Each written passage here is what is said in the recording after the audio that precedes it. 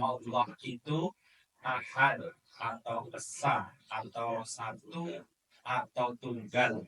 Nah, ini pada pertemuan kemarin sampun kita bahas pokok pembahasan yang bagian yang pertama. Maka pada kesempatan kali ini akan kita bahas pokok keterangan yang kedua. Inggih punika Allah punika nggadhahi sifat ahad. Ahad itu setunggalipun Asmaul Husna, yaitu namanya Allah Subhanahu wa Ta'ala yang sekaligus juga mensifatinya. Nah, itu namanya Allah. Kalau Allah itu ahad, ya nama sekaligus sifatnya ya memang seperti itu, ahad.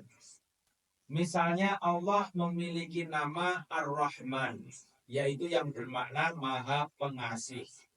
Maka Allah pun juga memiliki sifat pengasih.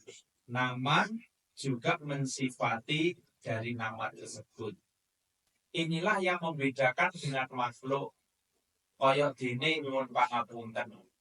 Uang menungso lho iki, uang anak dijenenge Rahman. Niku ya apa ya Rahman tenan. Nah, kadang-kadang napa dia? Ini rada-rada beling misalnya. Karena memang yang namanya manusia itu tugasnya adalah berjuang dengan pemberian nama yang diberikan oleh orang tuanya masing-masing. Kados seperti kula ngaten iki nggih nembe paham. Ternyata walah aku ki dititipi jeneng nggih nyuwun pangapunten nggih. Dititipi jeneng wah elok tenan karo wong tuamu ngaten iki. Yaitu apa? Sama saya itu Abdul Aziz. Hambane Tuhan sing Maha Perkasa. Terus kula niku sampai pada suatu tingkat kesadaran. Kula niku badhe ndelik niku mikir. Abdul Aziz sing jenengku. Amanah dari orang tua. Jadi monggo-monggo nggih bapak-bapak, ibu-ibu rahimakumullah, memberi nama kepada anak itu nggih sebisa mungkin, dan ini juga perintah agama nggih, itu memberikan nama yang memiliki doa, yang memiliki pengertian baik, agar anak punya tanggung jawab ngomeni apa sing dadi kekarepane wong tuane kan ngoten. Misalnya dijenenge anak cara Jawane ngoten, misale napa nggih cara Jawa niku misale Santoso misalnya. Wah, Santoso niku gadhahi arti nggih ngoten niku lah. Nah, kalau besar kok dia tidak amanah terhadap nama yang diberikan ortunya, wah itu kan bisa membuat penjagaan dari dirinya sendiri. Nyuwun pangapunten nggih kados niki kula wau. Kula niku arep beling ngono nggih, suatu saat dadi mikir, wah, aku dikai jeneng Abdul Aziz ning wong tuaku, mosok ora iso amanah ngoten niku. Apalagi orang tua saya yang laki-laki, bapak itu kan sudah meninggal gitu. Jadi ketika saya agak besar gitu, sudah mulai merasakan ya, tidak punya orang tua.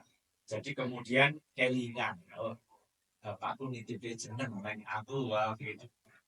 Monggo-monggo bapak-bapak, ibu-ibu rahimakumullah, nggih kedah apa yang berjuang ya, karena memang kalau manusia itu memiliki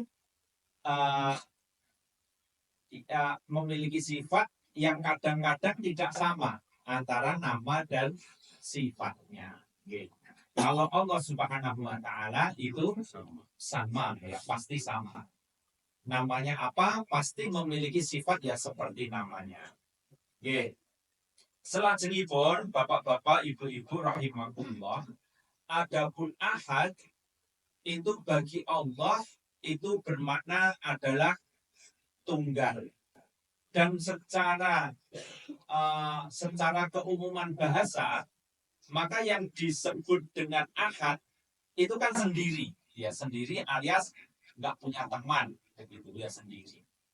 Maka kemudian kalau kita mengambil tata bahasa secara umum, sendiri itu bagi manusia itu ternyata nggak boleh dengan kata-kata ahad. Ya kalau sendiri dalam konteks manusia, kemanusiaan itu nggak boleh pakai akal. Akan tetapi apa Bapak Ibu? Yatim. Jadi kalau untuk manusia itu kesendirian untuk manusia itu adalah yatim. Dan dengan konteks bahasa, tata bahasa, maka ahad itu untuk Allah, sendirinya untuk Allah, itu dalam suasana keperkasaan dan penuh dengan kekuasaan.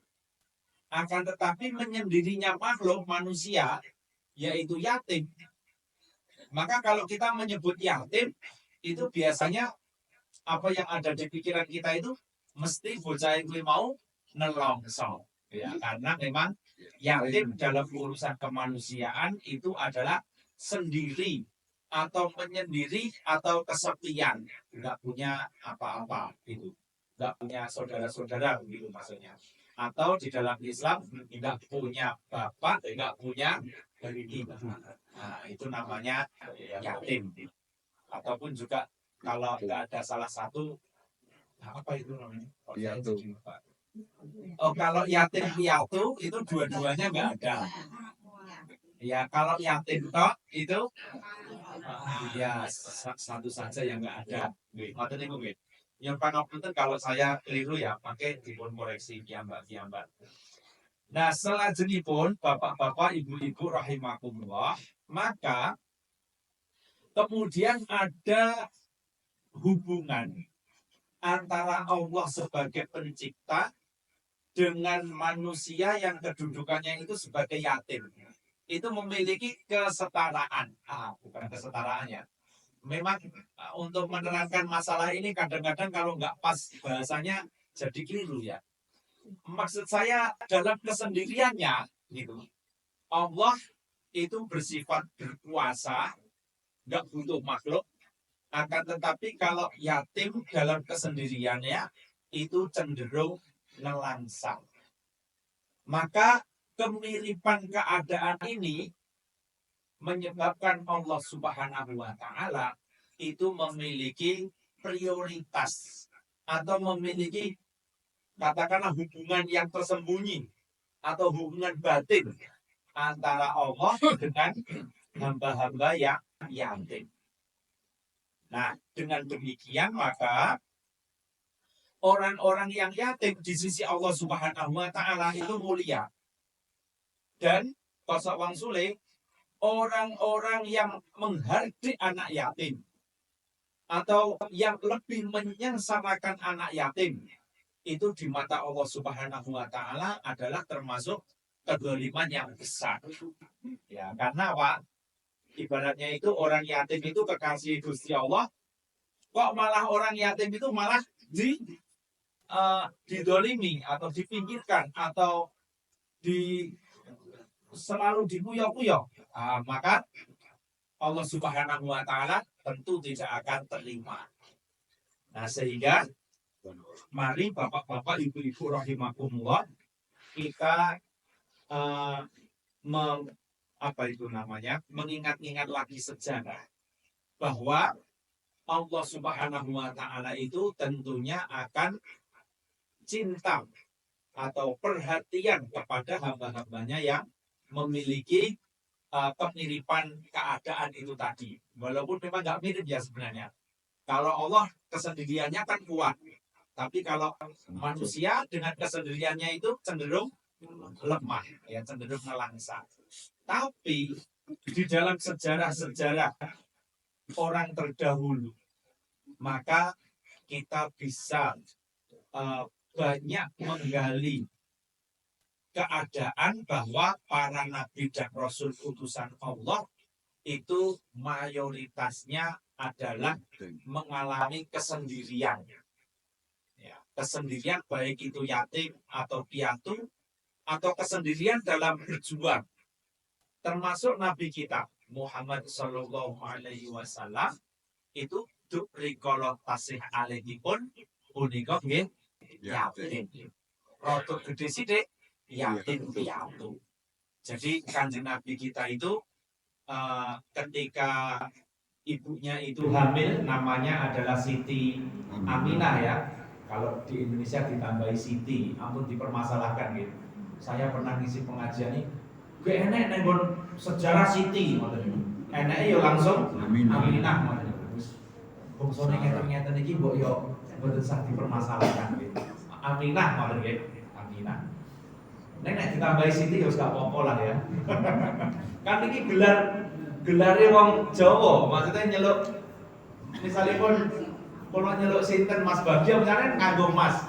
Mosok arep gene lho jeneng akte lahirnya Mas gene. Ngono mosok tidak dipermasalahke ya. Nah, gitu. Aminah. Itu ketika Aminah itu hamil, itu kemudian ayahnya mendahului, meninggal dunia.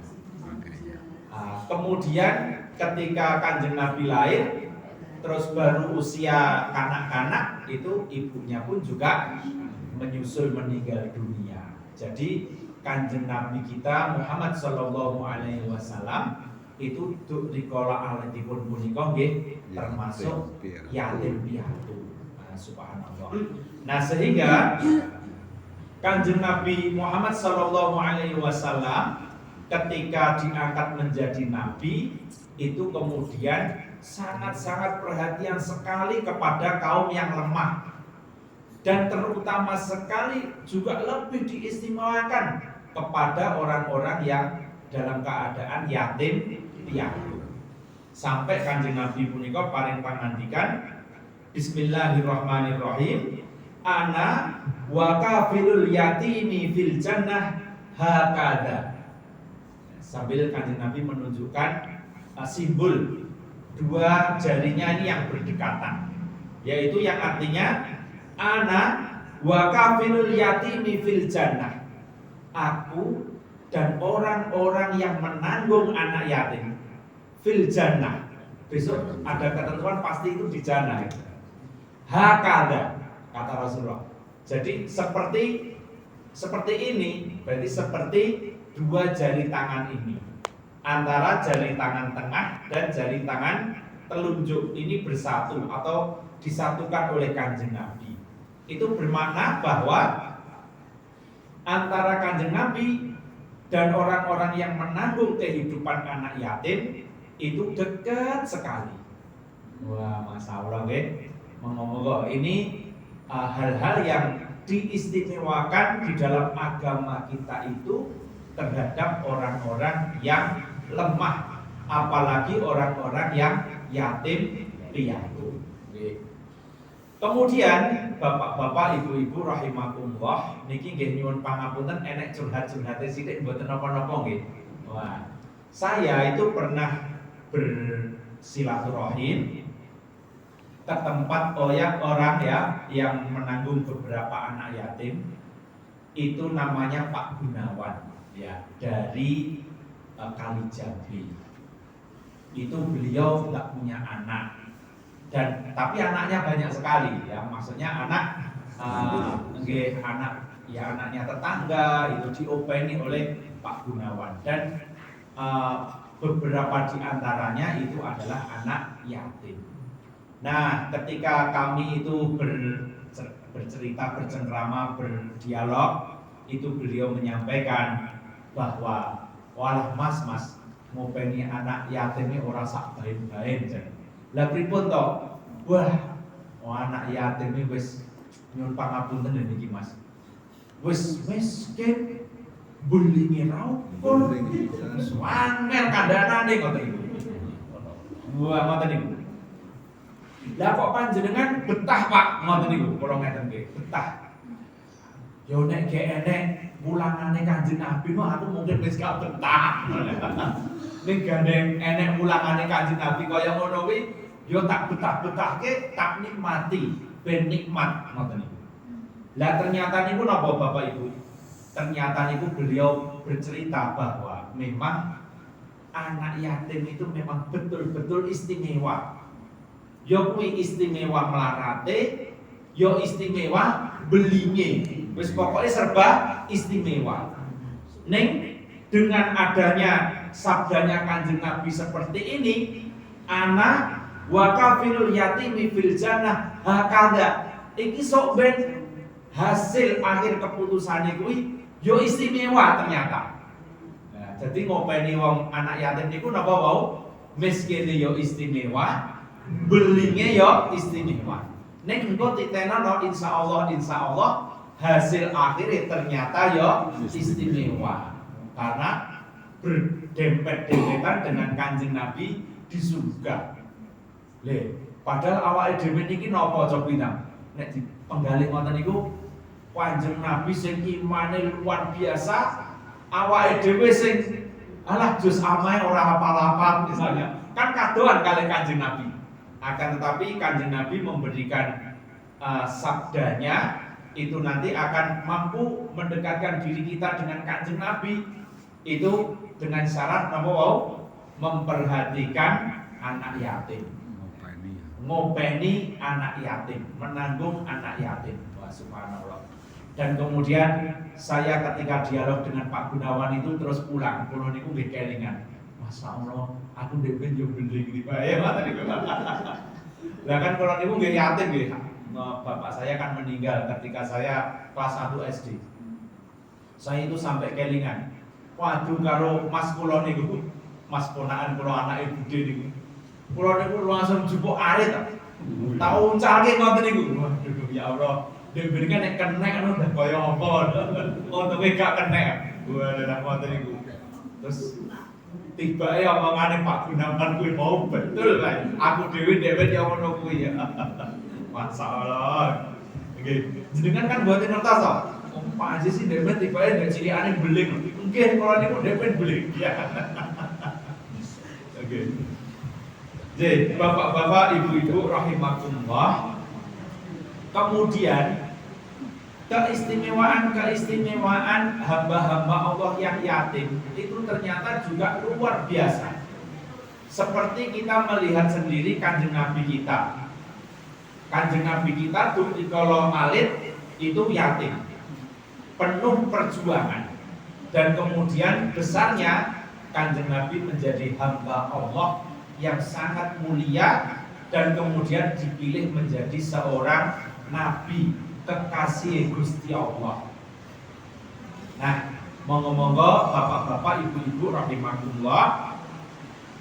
Dan hal ini sudah disampaikan Allah Subhanahu wa taala di dalam Quran surat Al-Qasas ayat yang ke-5, yaitu bunyinya begini. Wa nuridu annamunna 'alal ladzina istud'ifu fil ardh wa naj'alahum a'immah wa naj'alahumul warithun, yang artinya adalah dan telah aku anugerahkan kepada orang-orang yang terpinggirkan di muka bumi atau yang tertindas atau yang terdolimi di muka bumi, wa naj'alahum a'immah, kepadanya adalah suatu kepemimpinan, wa naj'alahumul warithun, dan baginya adalah yang berhak mewarisi bumi ini. Oke. Jadi monggo-monggo di antara hamba-hamba Allah yang tertindas, yang berjuang, dan apalagi ditambah lagi orang itu yatim piatu gitu. Maka kalau dia itu orang-orang yang beriman, besok pada waktu besarnya itu Allah akan mengaruniakan kepadanya a'immah, yaitu kepemimpinan atau leadership, dan wa naj'alahumul warithun, dan orang-orang yang diberi anugerah mewarisi bumi ini. Oke, monggo kita kalau masih hidup bapak ibu masih hidup, terus kemudian punya anak, mungkin panjenengan akan mengatakan begini, waduh anakku enak berarti. Berarti alhamdulillah. Nah, bagaimana caranya agar anak-anak kita itu juga ikut merasakan perjuangan di waktu kecil? Maka jawabannya adalah, kalau ini teori dari teman saya ya, namanya Mas Dodok Sartono namanya ya. Mas Dodok Sartono itu pernah menyampaikan ceramahnya agar anak-anak kita itu jangan dimanjakan ketika waktu kecil. Oleh karena itu apa? Diismailkan. Nah, atau direkasane, atau orang tua kudu tegel nyembelih. Nyembelih. Maksudnya apa? Yes, menyembelih dalam arti tegel didik anak, tegel mendisiplinkan anak, tegel jatah anak sesuai dengan porsinya. Nah, itu namanya apa itu namanya? Mengajak anak agar ya rodok-rodok merasakan terpinggirkan, ngoten lho nggih. Merasakan rekosone jadi wong. Ngoten niku. Atau dalam bahasanya Mas Dodo tadi itu mengismailkan anak-anak kita. Jadi membuat anak-anak kita itu berjuang, ya, berjuang. Gitu. Sampai-sampai saya itu ketika mewawancarai Mas Dodo ya, kan anaknya Mas Dodo itu dititipkan kepada pondok kami di Sukodono. Pondok kami di Sukodono itu pondok yang berada di kampung ya, perkampungan, dan fasilitasnya itu masih serba kekurangan. Lalu saya tanya, Mas Dodo, kenapa kok panjenengan menyekolahkan anaknya ke tempat kami? Jawabnya apa? Ustadz, saya akan mengismailkan anak saya. Ya, mengismailkan anak saya. Jenengan tegel, Pak. Ya kudu tegel. Tegel saiki luwih apik daripada software nek wis gede ditegeli. Soalnya nek wis gede ditegeli orang mempan jenengan. Kita nggih to. Nek wis gede ngoten niku wong tuwa tegeli ngono kuwi gak tegas iki. Lu mau apa nolin? Pak, aku ngoten ngoten iki gak tegas. Pamane dikon diseneni apa no? Malah wah biar ngoten niku pokoke gak tegas lah. Jadi ini monggo-monggo bagi bapak-bapak, ibu-ibu yang masih komplain agar memiliki perasaan yang mirip-mirip dengan apa itu namanya kesengsaraan anak-anak yatim, yo rodok di tegeli, ya artinya didisiplinkan, gitu. Agar apa? Agar kita juga mendapatkan inspirasi dari keadaannya Ibrahim alaihissalam. Menyembelih Ismail itu ternyata adalah menyembelih kejelekan-kejelekannya Ismail. Dalam arti kemudian Ismail tetap hidup dengan kehidupan yang lebih baik. Kira-kira begitu. Monggo, berarti kita mendidik putra-putri kita dengan keadaan-keadaan yang nyun pangapunten agak-agak sedikit kekurangan. Itu saya kira lebih baik untuk mendidik keprihatinan buat anak-anak kita. Bapak-bapak, ibu-ibu, rahimakumullah. Nah, kemudian yang selanjutnya, mari kita pelajari fenomena-fenomena di alam ini. Monggo sekarang, fenomena-fenomena di alam atau di bumi ini. Kalau kita kasih pertanyaan ya tadi, siapa negara mana yang paling miskin, yang paling terbelakang dan yang paling yatim? Maka jawabannya begini, Bapak. Maka jawabannya adalah mana itu? Palestina. Jadi kalau di sensus begitu, di sensus maka penduduk yang paling banyak menyumbangkan anak-anak yatim di seluruh penjuru bumi ini tak lain dan tak bukan itu adalah Palestina. Nah, kemudian yang berikutnya, fakta di muka bumi ini juga sudah nyata bahwa yang membuat anak-anak Palestina itu yatim itu siapa? Kan sudah ketok ya. Yaitu orang-orang Israel dan ditambah dengan negara penyokongnya yaitu Amerika Serikat. Itu sudah kelihatan seperti itu. Maka Bapak Ibu rahimakumullah, kalau kita itu melihat mata secara biasa begini, kita lihat kehancuran rakyat Palestina itu sudah porak-poranda luar biasa. Kedoliman yang luar biasa itu ada di Palestina semuanya. Dan kemudian kalau kita lihat di sisi blok yang lain, Israel dan Amerika, itu betul-betul kemakmuran itu seolah-olah tampak di situ. Nah, banyak orang yang silau menghadapi situasi seperti itu. Tetapi ketika kita belajar kul huwallahu ahad, maka kita tahu fakta itu bahwa esok kelak pasti yang akan memenangkan bumi ini adalah rakyat Palestina. Nah, kan tadi ya, orang-orang yatim itu pasti mendapatkan keistimewaan dari Allah. Dan orang yang menghardik anak yatim, orang yang mencederai anak yatim, itu pasti itu akan menjadi musuhnya Allah. Itu pasti itu. Jadi kalau kita menjadi seorang muslim dengan melihat situasi seperti itu saja gitu, pasti langsung kita akan ada semacam apa itu namanya kedekatan batin itu pasti dengan orang-orang Palestina, dan pastinya kita akan menyatakan inilah besok yang akan menguasai peradaban dunia, pemimpin negeri, pemimpin bumi, dan yang mewarisi keadaan bumi ini adalah orang-orang yang tertindas dan juga orang-orang yang banyak menyumbang orang-orang yatim di muka bumi ini, yaitu Palestina. Walaupun faktanya hari ini masih porak-poranda, akan tetapi kita tetap punya nilai batin ya. Tujuan kita itu ya kepada orang-orang Palestina. Dan ternyata Bapak Ibu adalah kok ya pas ya materi kita ini. Beberapa hari yang lalu itu ya, Allah Subhanahu wa taala membuat Amerika itu terbakar luar biasa. Terbakar luar biasa.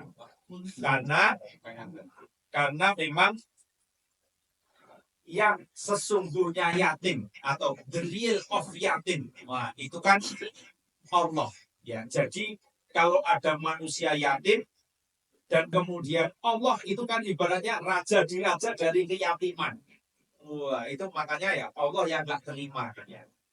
Dan padahal Allah yang esa, Allah yang ahad itu memiliki satu senjata keutamaan ya. Kul huwallahu ahad itu memiliki satu senjata keutamaan yang dimiliki oleh Allah Ta'ala. Apa nih Bapak Ibu? Kun. Iya, satu perkataan yaitu kun fayakun. Jadi maka jadilah. Ya, yaitu yang tertulis di dalam surat Yasin ayat yang ke-82. Innama amruhu idza arada syai'an ayyaqulu kun fayakun. Jadi sesungguhnya ketika Allah itu menginginkan sesuatu, maka Allah tinggal mengatakan kun fayakun. Kun, jadi. Maka kemudian jadi. Kun fayakun. Coba jenengan menggunakan kun fayakun mau bisa tenang orang. Karena kita kedudukannya adalah makhluk.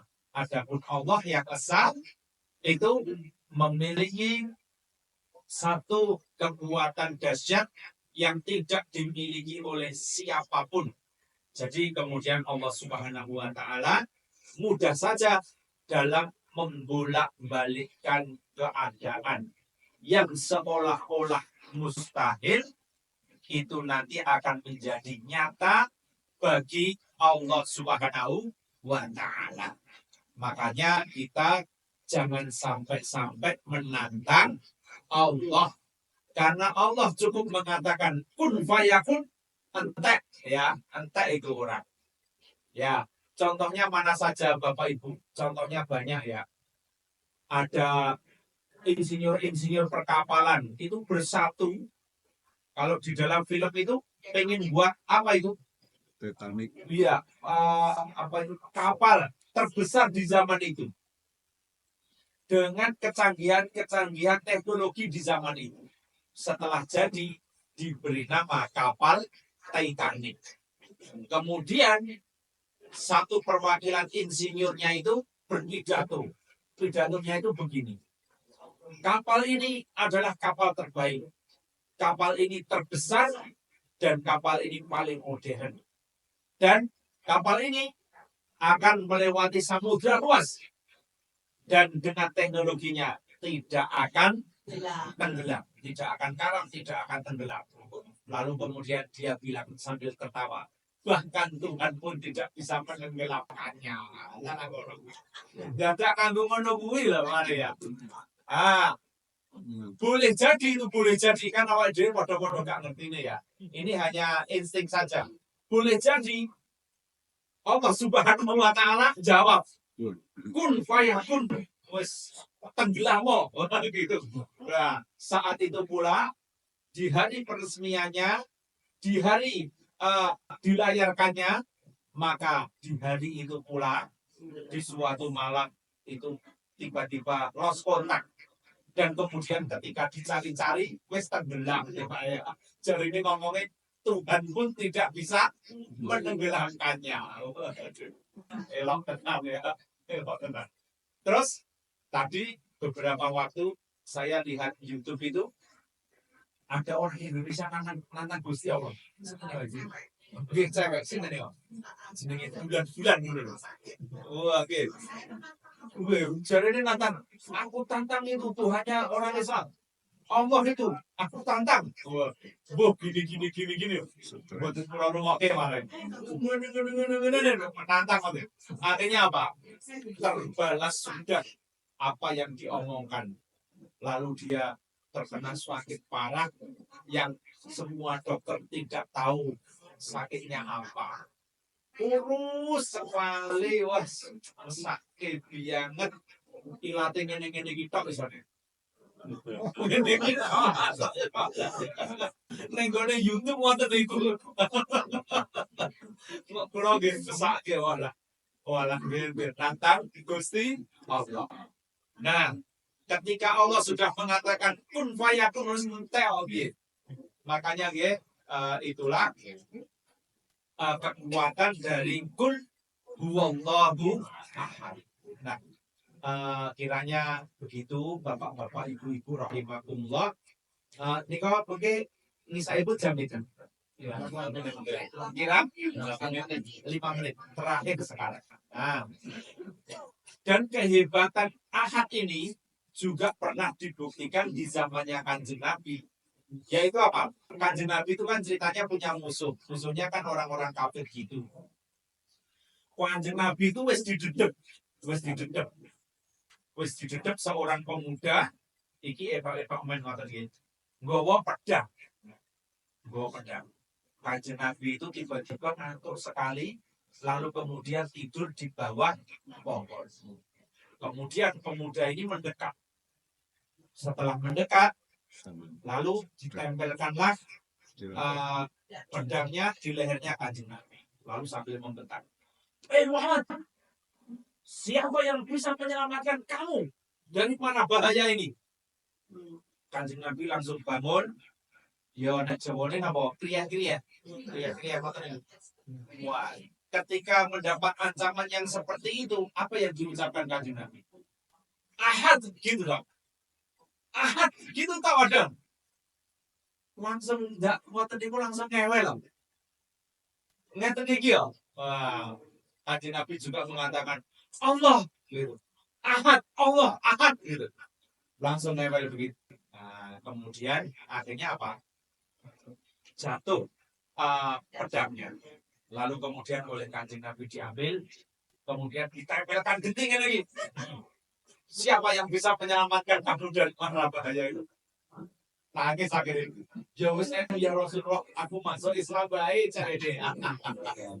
Lalu Kanjeng Nabi itu dianggap ikan pengasih, lalu kemudian dimaafkan dan kemudian masuk Islam.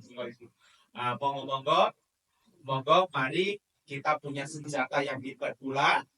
Kalau ada apa-apa malah bahaya, kita bisa membaca Allah atau ahad atau dikumpulin.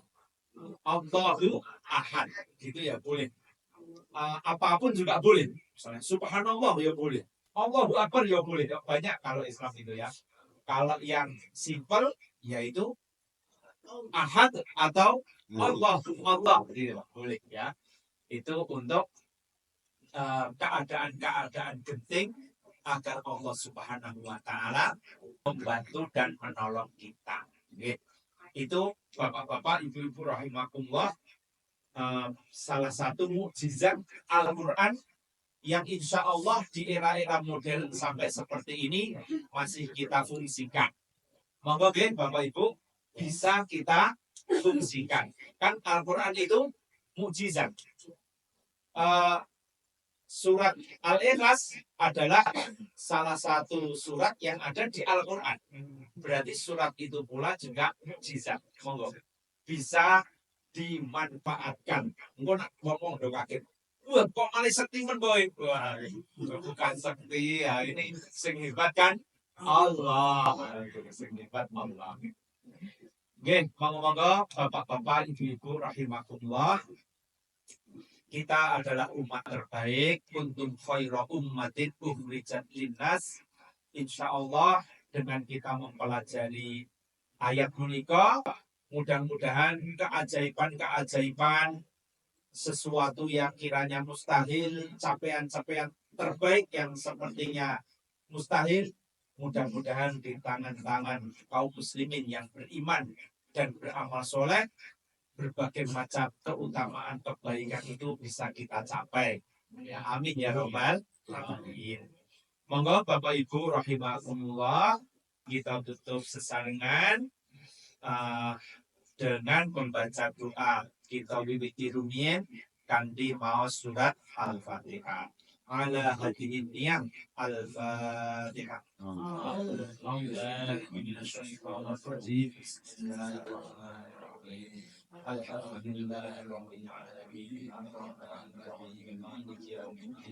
إياك نعبد وإياك نستعين اهدنا الصراط المستقيم صراط الذين أنعمت عليهم غير المغضوب عليهم